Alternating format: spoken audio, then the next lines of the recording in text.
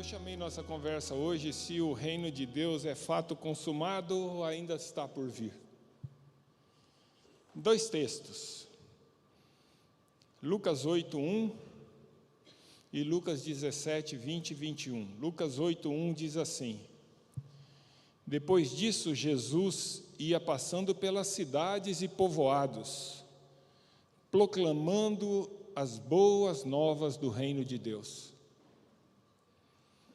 Em Lucas 17, 20 e 21, diz que, certa vez, enquanto ele caminhava pelas cidades e povoados, certa vez, tendo interrogado pelos fariseus sobre quando viria o reino de Deus, Jesus respondeu: o reino de Deus não vem de modo visível, nem se dirá, aqui está ele, ou lá está, porque o reino de Deus está entre vocês. Vamos orar? Paizinho de amor, nós queremos agora, Senhor, que neste culto, após a gente ter te adorado, que o Senhor fale conosco, que a tua santa palavra, que o teu Santo Espírito nos traga a tua mensagem, que nós possamos estar de corações abertos, que a nossa mente possa ser esclarecida por ti, que os nossos ouvidos ouçam aquilo que o Senhor quer, e que eu aqui, Senhor, seja só um instrumento seu, para a tua honra e para a tua glória, para o crescimento da tua igreja, em nome de Jesus. Amém. Neste domingo e no próximo, se Deus quiser, como o Dionísio não está aí, né? Eu vou estar dividindo com vocês parte do que a gente tem aprendido no estudo de Lucas, como tenho feito aí nas últimas vezes que venho aqui. Nós finalizamos hoje o capítulo 19 de Lucas. São 24, então faltam 5. Já são, de estudos, já são 60 estudos, mais de um ano que nós estamos falando de Lucas. E agora, Jesus chegou a Jerusalém. É exatamente a semana da celebração. Então, em Lucas 19, Jesus chega em Jerusalém na semana da celebração da Páscoa. A cidade está cheia. É nessa semana que ele vai ser traído, morto e vai ressuscitar. Então, mesmo que você não tenha estado conosco por 19 capítulos, venha, vale a pena, vale a pena. Nós vamos ver a última semana. João gasta mais da metade do Evangelho de João falando da última semana. E desde o capítulo 9, nós estamos no 19, quando Jesus chegou a Jerusalém, mas desde o capítulo 9 de Lucas, Jesus se coloca nessa viagem para Jerusalém, sabendo o que esperava por ele lá, quando ele já lá chegasse, e ele estava totalmente comprometido em cumprir a vontade de Deus voluntariamente. No entanto, é interessante que Jesus não vai direto. Sair da Galileia e ir até Jerusalém era relativamente rápido. Mas ele gasta talvez mais de ano nessa caminhada de vai e vem até Jerusalém.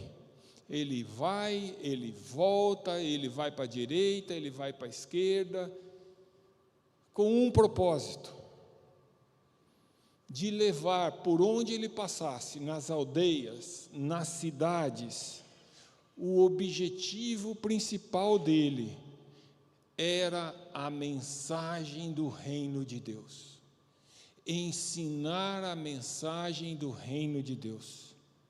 É isso que Lucas 8:1 enfatiza para nós.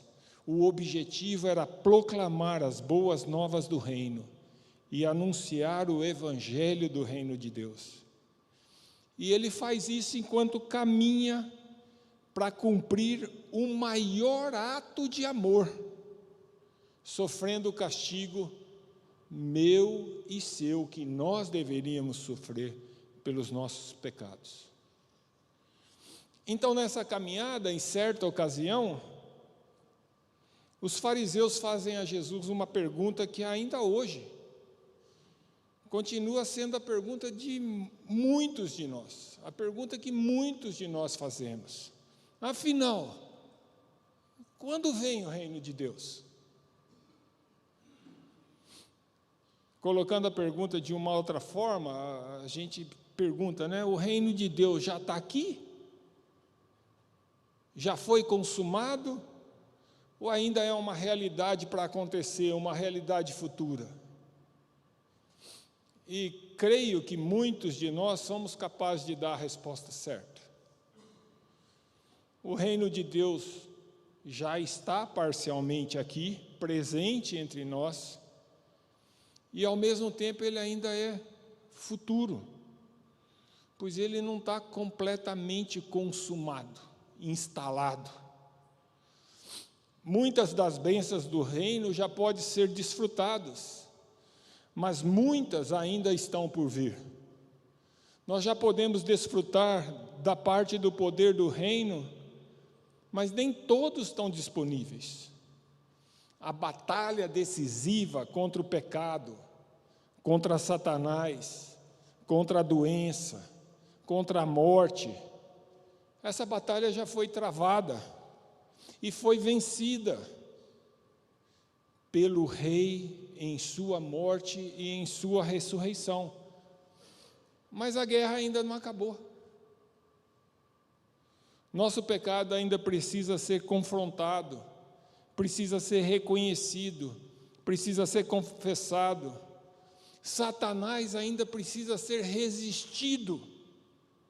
Nós ainda sofremos com doenças, sofremos com a morte física, mas todas essas coisas serão definitivamente eliminadas na segunda vinda do Rei Jesus e na consumação completa do seu reino. Amém? Então, o meu objetivo hoje é dividir com vocês parte do aprendizado sobre essa situação do reino. O que essa situação ainda explica para a gente, mostra para a gente, desde a chegada de Jesus, mas que só será consumada na sua vinda, segunda vinda. E isso é importante porque ter clareza sobre o que Jesus nos ensina sobre o reino de Deus e o que ainda está por vir é muito importante para a nossa fé e para a manutenção da nossa firme esperança do que nos espera quando Jesus voltar. Eu vou olhar para esse tema em duas etapas. Uma etapa é hoje, onde a gente vai consolidar essa resposta de que o reino de Deus já está presente entre nós, mas ele se consolidará no futuro. Hoje vamos ver, através de ensinos de Jesus, que apesar do poder incrível do reino que está sendo liberado no mundo, ainda assim convivemos com o pecado, com Satanás, com as doenças, com os sofrimentos. Nessa conversa de hoje, eu vou usar uma mensagem do pastor John Piper como base para a nossa conversa, uma mensagem que ele fez em 1990, quem quiser achar está lá no site da igreja dele, que é designinggod.org, e o tema é muito parecido com o que nós falamos, e traduzindo para o português é: o reino de Deus está presente ou é futuro? É a mensagem dele. Meu pedido a Deus é que, à medida que a gente compreenda a presença e o futuro do reino de Deus, nós possamos encontrar fortalecimento espiritual que definitivamente nos dará poder para suportar pacientemente a cruz da dor, que ainda está presente nos nossos dias, até a volta de Cristo. E isso devia ser, pelo menos isso devia ser razão para a gente ansiar a volta de Cristo. No próximo domingo, se Deus quiser, nós vamos olhar para a parábola das 10 minas, que está no capítulo 19 de Lucas, para a gente aprender sobre a segunda vinda de Jesus, que consumará a instalação do reino, e como é que a gente deve se preparar para ela. Antes da gente entrar na resposta da pergunta, eu queria fazer um esclarecimento. Vocês vão ver aqui, e eu tenho o hábito disso, muitas vezes vai acontecer, eu usar reino de Deus ou reino dos céus. O reino do céu é a mesma coisa. A Bíblia traz os dois termos para a mesma coisa. Lucas usa muito reino de Deus, Mateus usa reino do céu, porque Mateus é escrito para os judeus, e usar a palavra de Deus é coisa mais difícil para o judeu, então ele usa reino do céu, e Lucas usa reino de Deus, é a mesma coisa, não é uma outra coisa. Então, dito isso, vamos lá? O reino de Deus é fato consumado ou ainda está por vir? Então, o primeiro ponto, para a gente ter certeza que tem embasamento, que o reino de Deus já está presente entre nós. O texto que nós lemos em Lucas 17, 20 e 21, afirma que o reino de Deus já está presente, desde que Deus se fez homem e veio ao mundo por meio de Jesus Cristo. A chegada de Cristo é a chegada do reino. Essa passagem deixa clara que sua chegada, a passagem de Lucas 17, 20 e 21, não ocorreria de forma visível, a chegada do reino não ocorreria de forma visível. O reino de Deus não vem de forma visível, nem se dirá, aqui está ele, ou lá está, porque o reino de Deus está entre nós. Jesus começa corrigindo um entendimento equivocado que existia entre o povo, de que o reino de Deus viria com sinais visíveis, que seriam inconfundíveis, tais como o domínio de Roma seria derrubado, Israel recuperaria seu poder político, econômico e territorial, e um reino terreno seria estabelecido. Essa era a expectativa que os judeus tinham quando o Messias chegasse. Jesus está dizendo que o seu reino não vem de forma visível, não viria da forma que eles esperavam. Mas há um mistério aí, pois o reino já estava entre eles, através da transformação que provoca na mente, no coração daqueles que têm Jesus como Senhor. Já está no nosso meio, já está em nós, se nós temos Jesus como nosso Rei. Jesus diz que o reino já está aqui, porque Ele está aqui. Jesus, o Rei prometido, já veio. Com Ele veio o seu reino entre nós. Embora não tenha acontecido a destituição dos romanos, nem mesmo tenha sido estabelecido seu novo reino terreno, ainda não. Outra informação equivocada, outra informação inequívoca de Jesus sobre a instalação do reino de Deus está em Lucas 11, 20. Aí está na tela. Mas se pelo dedo de Deus eu expulso o demônio, então chegou a vocês o reino de Deus.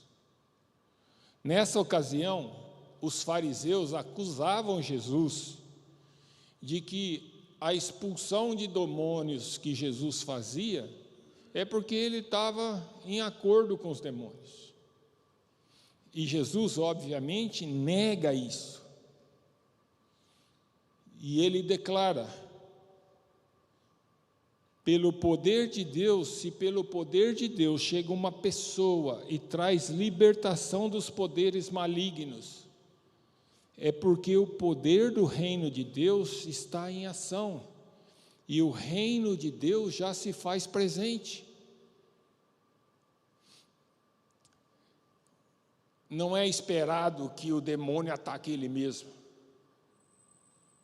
É o inimigo que ataca o demônio. E o inimigo aqui é Deus. Então Jesus está falando assim: se eu faço isso através do poder de Deus, o reino de Deus já está presente entre nós. Então o reino de Deus já é realidade, não esqueça disso.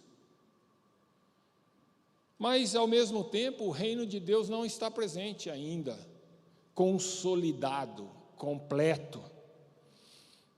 Há outras passagens que deixam claro que o reino de Deus ainda não está completo. Por exemplo, Lucas 19, que a gente leu. Nós vamos ver agora, está na tela. Onde Jesus conta uma parábola para esclarecer que o reino de Deus ainda não se instalou. Essa parábola é a que nós vamos ver domingo que vem, se Deus quiser, com mais detalhe, mas logo no seu início, nos versos 11 e 12 de Lucas 19, é isso que está na tela. Estando eles a ouvi-lo, Jesus passou a contar-lhes uma parábola, porque ele estava perto de Jerusalém, e o povo pensava que o reino de Deus ia se manifestar de imediato. E ele disse: um homem nobre, de nobre nascimento, foi para uma terra distante para ser coroado rei e depois voltar. Jesus estava chegando em Jerusalém. A multidão pensava que aquela era a hora em que Jesus iria fazer a sua revolução, assumir o poder, instalar seu reino na terra.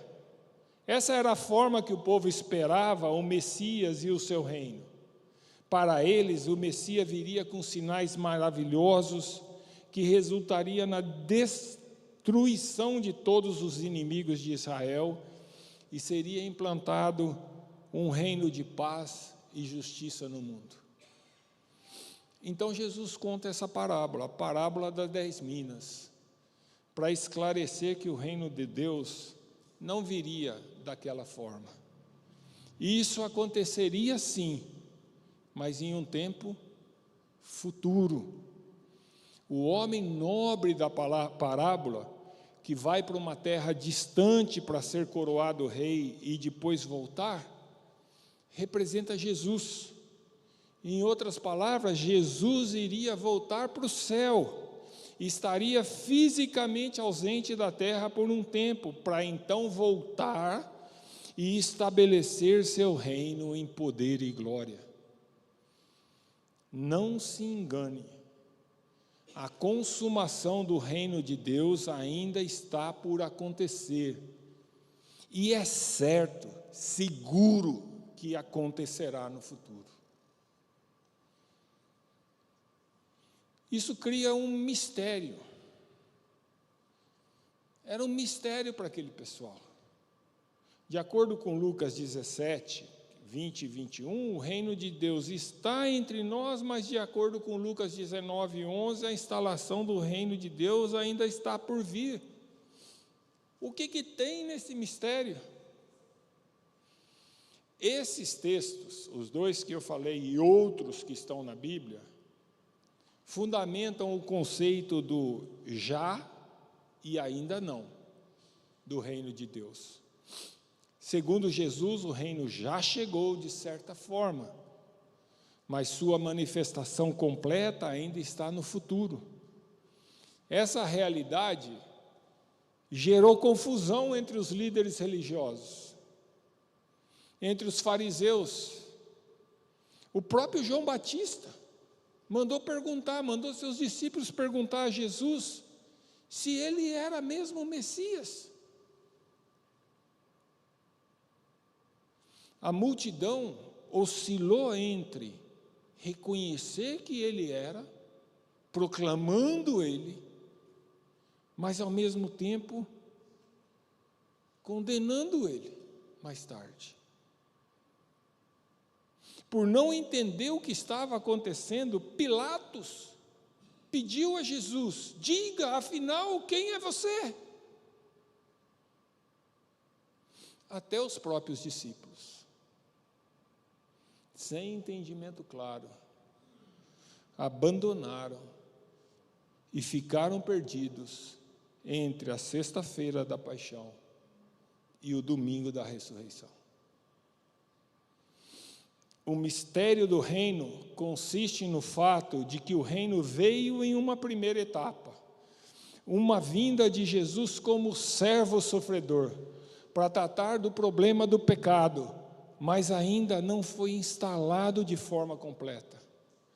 Sua consumação ocorrerá apenas em sua segunda vinda, quando Jesus derrotará definitivamente o mal e estabelecerá plenamente o seu governo.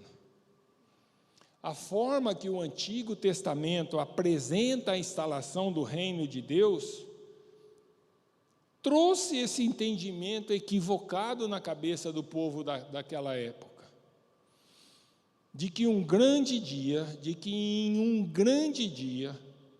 o reino de Deus seria instalado e consolidado de uma única vez. Nesse grande dia da vinda do Senhor, Deus finalmente acabaria com todo tipo de pecado, derrotaria seus inimigos e ajuntaria seu povo em um reino de paz, justiça e alegria, fazendo terra e céus novos e gloriosos, com o Messias reinando por todo sempre. Mas apesar de algumas passagens indicarem que o Messias prometido viria como servo sofredor e humilde para tratar o problema do pecado, como por exemplo é revelado em Isaías, o Antigo Testamento não deixou claro que o grande dia da vinda do Senhor, a instalação do seu reino, aconteceria em duas etapas. Primeiro com Jesus vindo e sofrendo como servo para derrotar o pecado, e então em uma segunda etapa, com Jesus vindo do céu em forma visível, com poder e grande glória. Esse é o mistério, o segredo do reino de Deus. A instalação do reino começando com uma etapa preliminar e humilde, antecipando sua consumação final em uma segunda etapa, quando todos os inimigos serão derrotados, todos os pecados e os poderes do mal, toda doença e sofrimento serão eliminados para sempre e deixarão de existir eternamente. Assim, nós, os cristãos, que vivemos entre o cumprimento inicial das promessas do reino, com a vinda de Jesus, e a sua consumação futura, vivemos essa aparente dicotomia, esse impacto de tal mistério. Algumas bênçãos do reino já podem ser experimentadas hoje, enquanto as outras aguardam a volta de Cristo para serem plenamente realizadas. Jesus usa a parábola para ensinar sobre este mistério do reino de Deus. Talvez o lugar onde essas parábolas mais estão juntas, condensadas no mesmo capítulo, é em Mateus 13. Em Mateus 13 tem 7 parábolas que Jesus usa para descrever o reino de Deus. eu vou passar com vocês em 4 delas, para a gente ver aspectos desse mistério que nos ajuda a entender o que nós estamos vivendo e o que a gente vai viver. No verso 11 de Mateus 13, Jesus diz aos seus discípulos: a vocês foi dado o conhecimento dos mistérios do reino dos céus, mas a eles não. E Jesus vai além, dizendo nesse mesmo capítulo, nos versos 16 e 17: mas felizes são os olhos de vocês, porque veem, e os ouvidos de vocês, porque ouvem.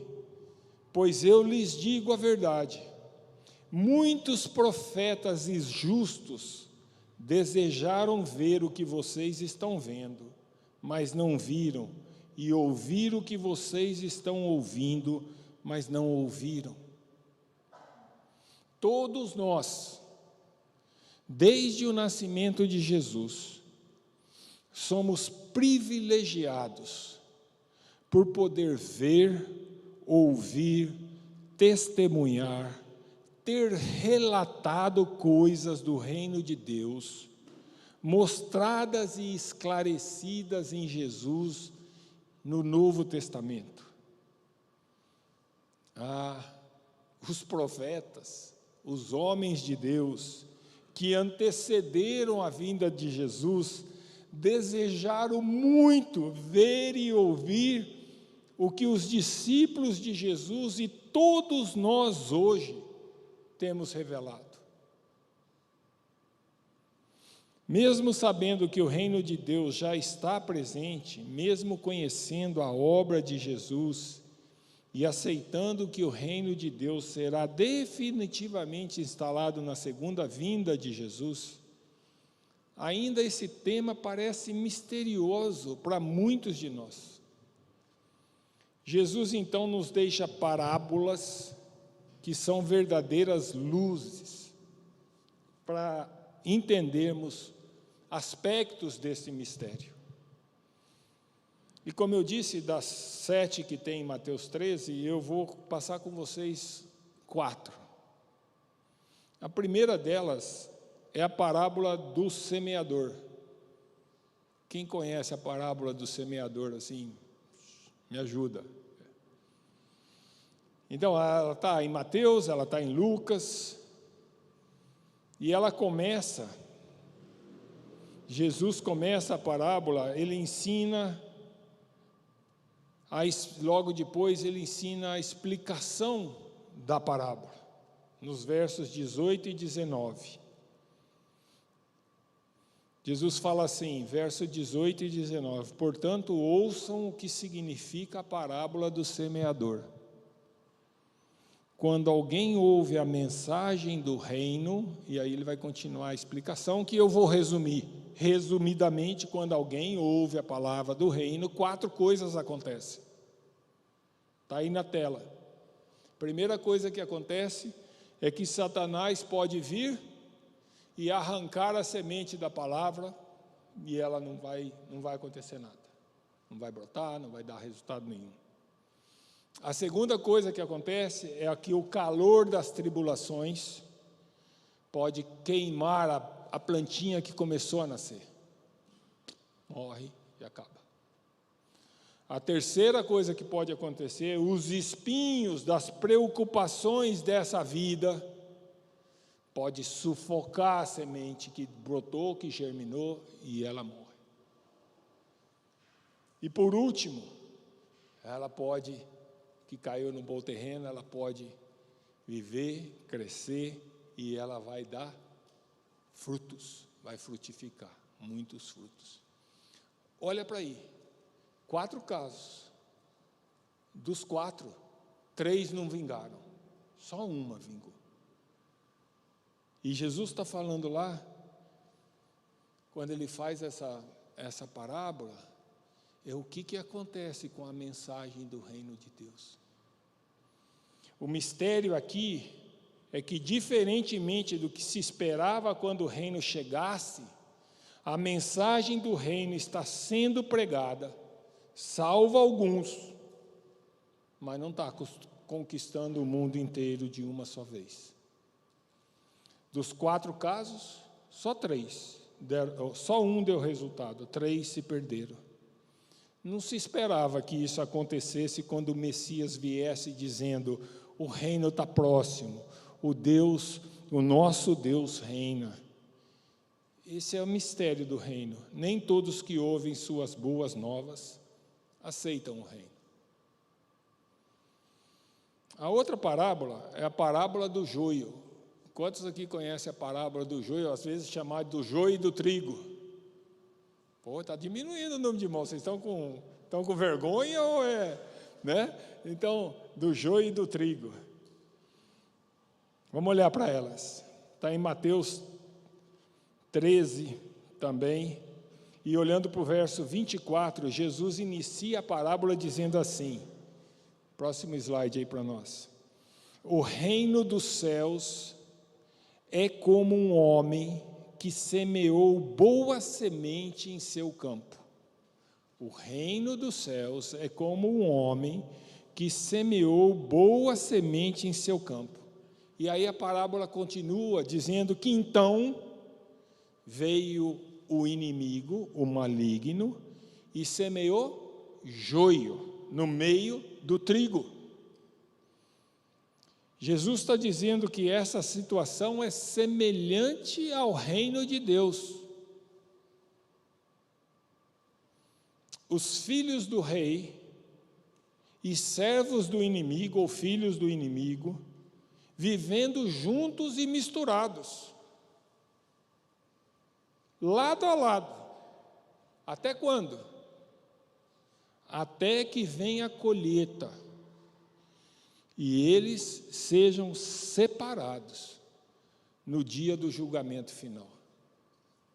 A interpretação dessa parábola é dada por Jesus a partir do verso 37. Notem o que ele esclarece no verso 41. O Filho do Homem enviará seus anjos, e eles tirarão do reino tudo o que faz tropeçar e todos que praticam o mal. Isso é parte do mistério do reino. Um reino existindo durante um período neste mundo, com justos e filhos do maligno, lado a lado, até a consumação do reino. Isso não era esperado. A gente vive, sabe disso, mas a gente não lembra que é assim. O reino supostamente era para ser instalado com poder total, para destruir imediatamente o mal e vingar os justos. Mas Deus está dizendo que o reino chegou, e essa vingança, não vai acontecer ainda, não aconteceu ainda. As promessas estão sendo cumpridas, mas a consumação com a separação final do bem e do mal ainda aguarda a segunda vinda do Filho do Homem, conforme a gente leu no verso 41. Terceira parábola, a parábola do grão de mostarda. Quem conhece a parábola do grão de mostarda? Oh, melhorou, agora vocês acordaram aí, né? Vamos olhar para ela. Está relatada em Mateus 13, e ela é curtinha, eu pus ela inteira aí, 31 e 32. E contou-lhe esta parábola: o reino dos céus é como um grão de mostarda, que um homem plantou em seu campo. Embora seja a menor dentre as sementes, aqui sementes de hortaliças, quando cresce, torna-se a maior das hortaliças e se transforma numa árvore, de modo que as aves do céu vêm fazer os seus ninhos em seus ramos. O mistério do reino que está aqui é que ele foi instalado em Jesus como uma semente de mostarda. Algo que começou muito pequeno, humilde.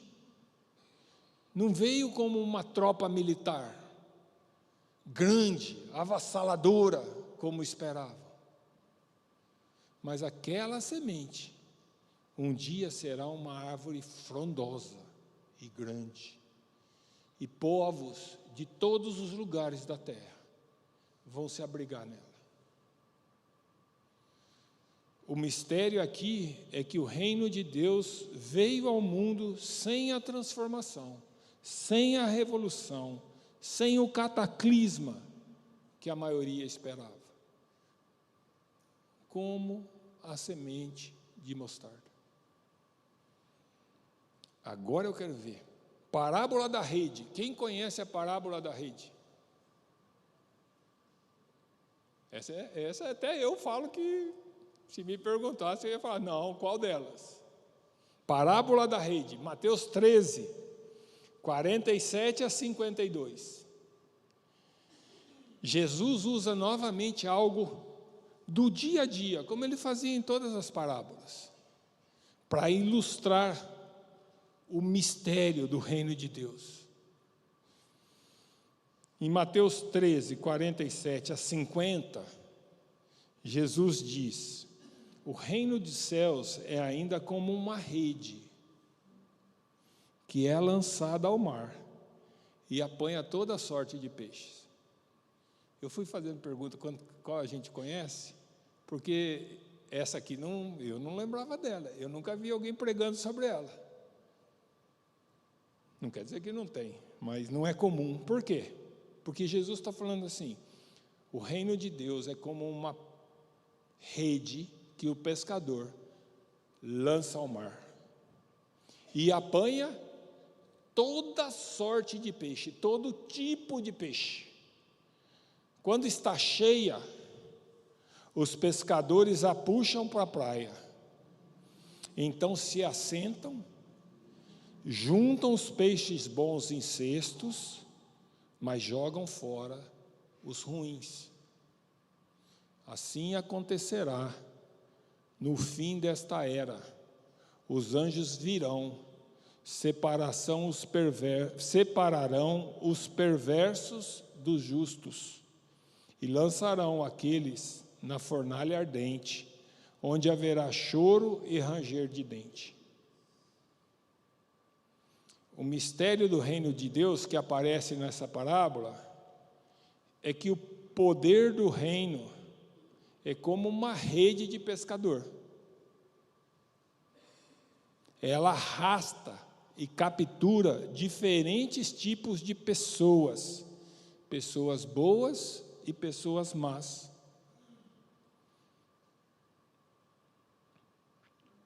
Note que é somente quando a rede for recolhida,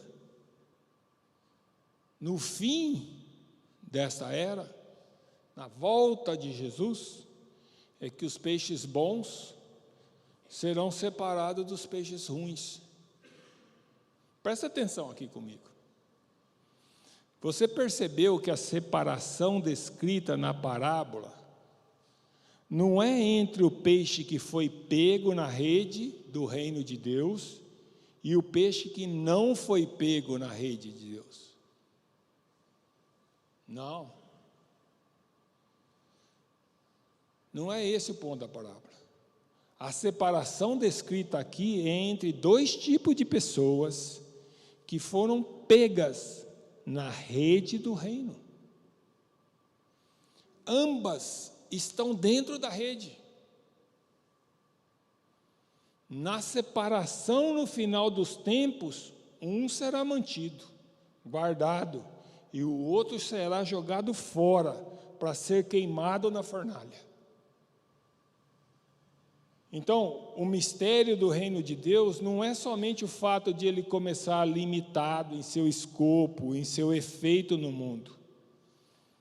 Ele é como o grão de mostarda.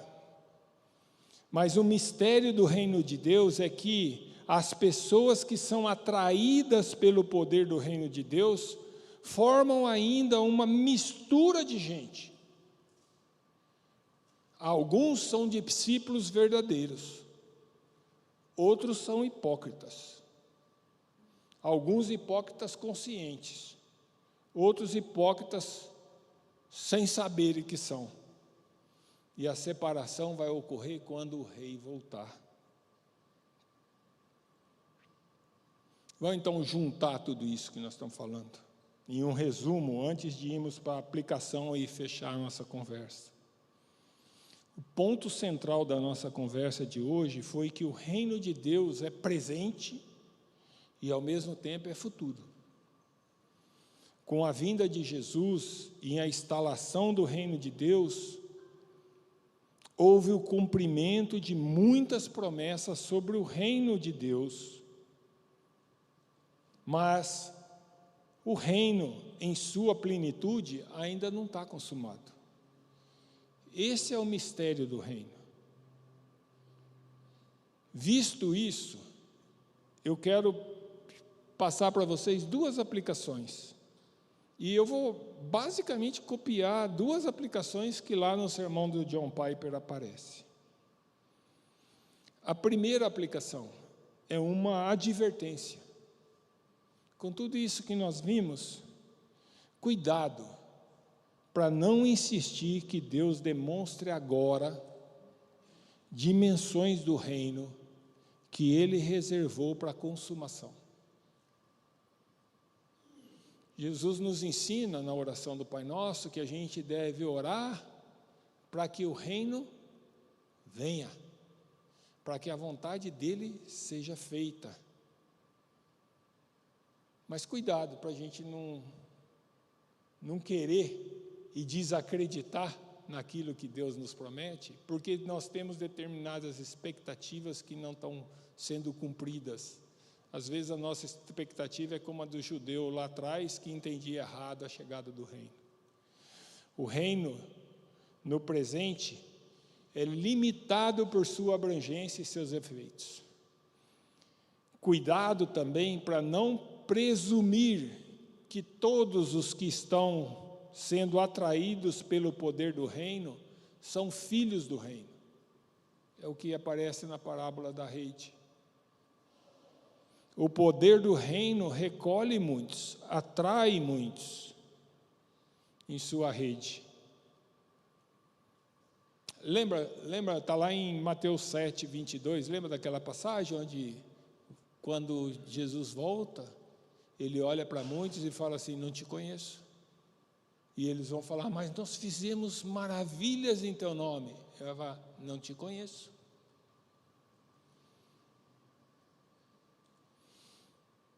Lá no fim, Jesus vai fazer a separação desses que muitas vezes estão vivendo no meio dos crentes, no meio dos salvos, sem de fato ter aceitado Jesus como o tesouro, como o Senhor da sua vida. Eles caíram na rede do reino, mas eles serão lançados fora no fim, porque amaram a cura e não a santidade, porque amaram o poder e não a pureza, porque amaram as maravilhas, mas não a vontade de Deus. A segunda aplicação é um encorajamento para nós todos. O reino realmente chegou. O cumprimento dos propósitos de Deus, como nunca visto, estão presentes e estão prestes a serem completados. O rei chegou. O rei confrontou e derrotou o pecado de uma vez por todas no sacrifício de si mesmo. O rei está sentado à direita do Pai e reina, governa, agora, até que todos os seus inimigos estejam debaixo dos seus pés.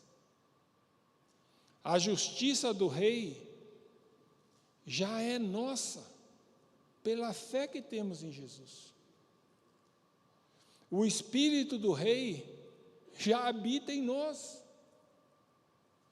A santidade do rei já está sendo produzida em nós. A alegria e a paz do rei já nos foram dadas. A vitória do rei sobre Satanás já é nossa, à medida que usamos a espada do Espírito, que é a palavra de Deus. O poder do rei para testemunhar já está disponível para nós. E os dons do rei, que são os dons do Espírito, já estão disponíveis para o nosso ministério. Olhando para isso, e agora com um pouco mais de entendimento sobre esses mistérios do reino, que o faz presente, mas também futuro, cumprido, mas ainda por ser consumado, eu queria que você e eu, que nós pedíssemos a Deus e nos dispuséssemos a Deus para, como igreja, avançar para buscar o reino de Deus em primeiro lugar. Como igreja, como indivíduo, avançar para o cumprimento com tudo que temos de fazer para a salvação dos pecadores que estão perdidos aí fora. Avançarmos para que a nossa vida, de fato, seja uma vida para a glória e louvor do Rei. Que a gente possa mudar a forma com que a gente espera o retorno de Deus. Que a gente olhe para tudo isso e entenda o propósito da nossa vida. É muito bom esperar minhas netinhas na semana que vem, mas eu tenho que esperar com muito mais ansiedade e fervor a volta do nosso Senhor. Amém?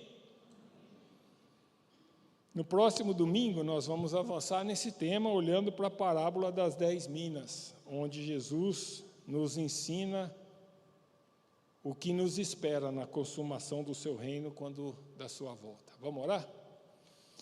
Paizinho de amor, muito obrigado, Senhor. Obrigado porque o Senhor nos deixou um presente magnífico, que os teus profetas, os seus justos servos do Antigo Testamento não tiveram com tanta clareza. Nós conhecemos o nosso Deus através da revelação perfeita em Jesus Cristo. Nós conhecemos sobre o seu reino, sobre a sua vontade, pelo que o Senhor Jesus, de própria boca, fisicamente ensinou. E nós conhecemos por aquilo com que os seus santos apóstolos, aqueles que o Senhor inspirou para que eles pudessem escrever a Tua palavra no Novo Testamento, nos traga revelação e entendimento. Obrigado por isso, Senhor. Muito obrigado por isso. Agora, atue em nós, para que a gente tenha vontade, que a gente espere, que realmente o Senhor seja o nosso maior tesouro, e nosso objetivo seja viver no Teu reino eternamente, encontrar contigo em uma comunhão perfeita. Transforma os nossos objetivos de vida para que a gente coloque o Senhor em primeiro lugar, no lugar certo, que a nossa vontade seja ver o Teu reino sendo instalado de forma completa na sua volta. É o que nós te pedimos, em nome de Jesus.